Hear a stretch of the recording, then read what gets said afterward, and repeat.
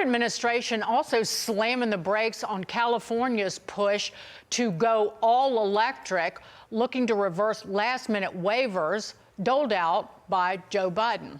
Trump's EPA chief Lee Zeldin sending the Golden State's EV and truck mandates to Congress for review, calling the rules costly, overreaching, and harmful to Americans struggling, quote, to make ends meet while dealing with rules that take away their ability to choose a safe and affordable vehicle for their families. The administration is using the Congressional Review Act to potentially overturn these regulations with a simple majority vote in Congress. Here to react is Michael Buschbacher. He's a partner at Boyden Gray. Michael, thanks for joining us. I seem to remember a lot of people in my industry saying there was no EV mandate when President Trump would talk about it on the campaign trail. It turns out it exists. It sure does. California has been working with the Biden administration for many years to get what they got done at the very end. Literally on January 6th, they put in place a waiver of Clean Air Act preemption for a rule called Advanced Clean Cars 2. You should really put that in quotation marks because there's nothing advanced about it. Otherwise, people would already be buying these cars. And this sets a 100% electric vehicle mandate for 2035. And in other rules they put through at the end, they're mandating the electrification of the trucking industry. And it's not just California that gets wrapped into this. Under Section 177 of the Clean Air Act, other states, any of the other 49 other states, can adopt California's rules once they get this permission from EPA. And the previous administration said we're not going to send it to Congress for congressional review.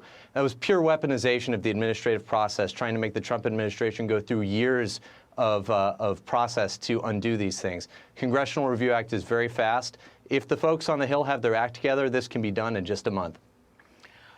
Michael, this is an even bigger issue in terms of California has been allowed to essentially set the fuel economy standard and set the standard for vehicles for the entire nation, has it not? And are we on the cusp of ending that stranglehold that California has had on the automakers and on the entire country? California has been pursuing this aggressive deindustrialization policy for many years as part of its diluted climate goals. And it is doing it not just for the Golden State, but they are open about this for everywhere. And everyone pays for it. Even though not all states have joined in with California, it's still about 35% of the market that has. And everyone pays for it. There's a complicated cap and trade system that's in these rules. And all of that is designed to force electrification of the entire new vehicle market.